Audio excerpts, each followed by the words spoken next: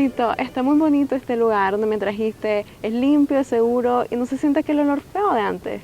Sí, Lupita, por eso es que te traje a este lado, para que vieras qué bonito que está ahora. Anteriormente aquí era un basurero, habían charcos, zancudos y todas esas cosas que era una porquería. Pero antes de eso había un malecón allá por el ferrocarril, por la estación del ferrocarril, un malecón, habían glorietas, había el casino de la playa que le llamaban, era un lugar que estaba dentro del agua, en unos pilotes, y entraba uno sobre un muellecito de pie.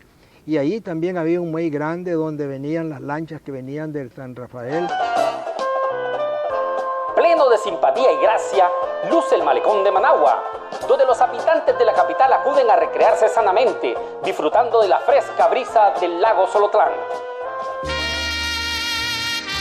Esta era la Managua de los años 50. La ciudad dependía del lago Solotlán en muchas de sus actividades.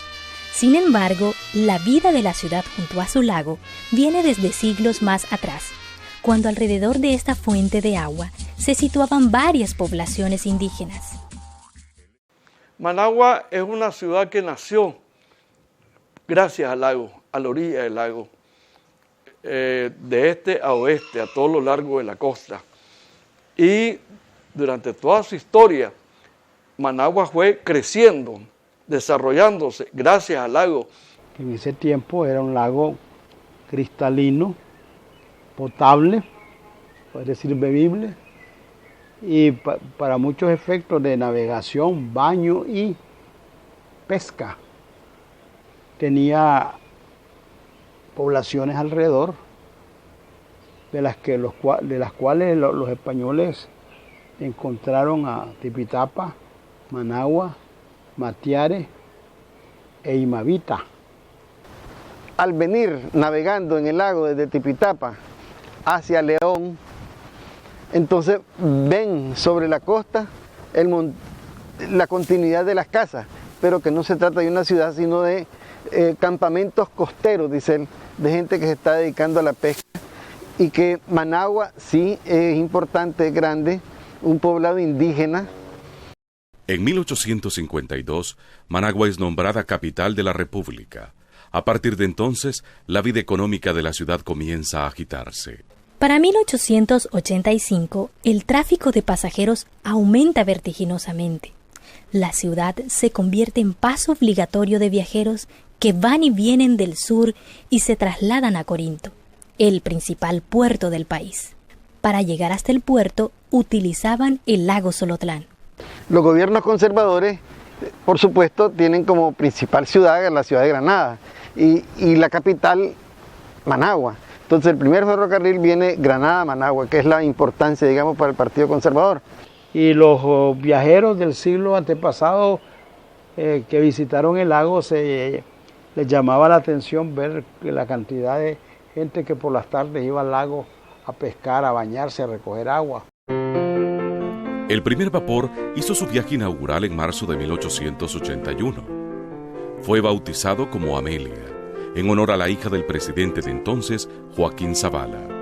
Pocos años después, el gobierno aprobó la Sociedad Anónima de Línea de Navegación del Lago de Managua. Los vapores como Ángela o Progreso eran muy populares.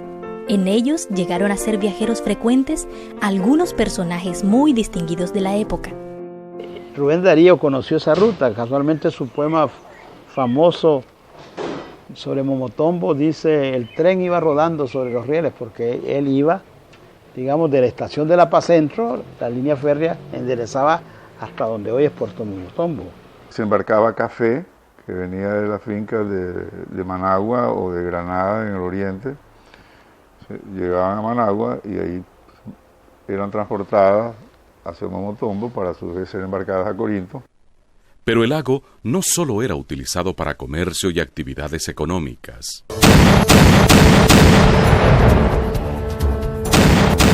En 1893 se llegó a combatir con vapores artillados desde sus aguas, en la batalla conocida como de la Cuesta del Plomo, que marcó el triunfo de la Revolución Liberal de José Santos Zelaya. Fue también la época que marcó el fin de la era de los vapores.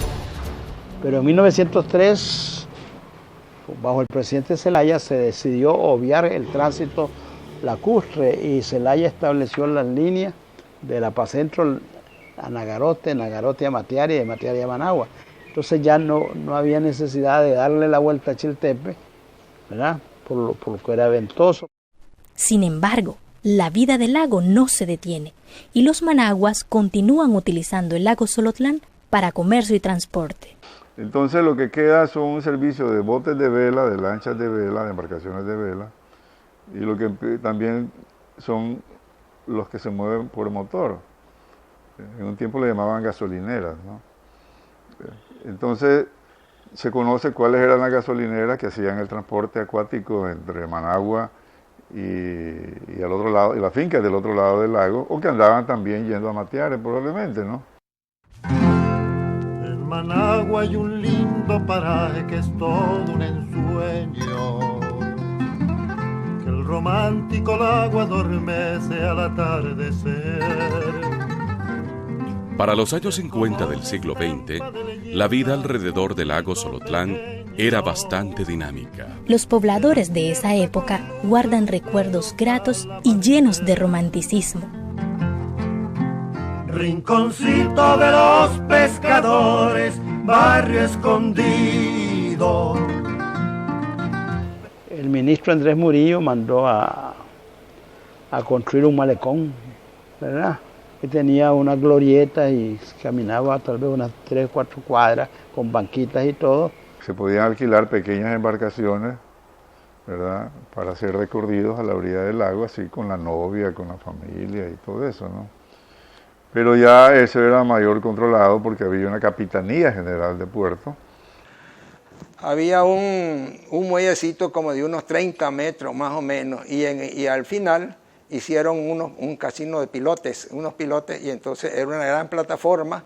Que quedaba casi prácticamente metido en el lago, una especie de palafito montado en el agua. Y era famoso porque ahí habían casas de juego, eran bailongos. El casino se llamaba Copacabana, ¿eh? Y mucha gente le decía el casino de la playa, porque estaba dentro del agua. Había una música muy bonita en esa época. Los Tres Panchos, la Sonora Matancera, los churumbeles de España, que fue muy bailado. Pero el Copacabana era realmente deslumbrante porque uno iba y miraba la ciudad de Managua. Presentaban espectáculos extraordinarios. En ese tiempo los espectáculos más atractivos eran las rumberas cubanas.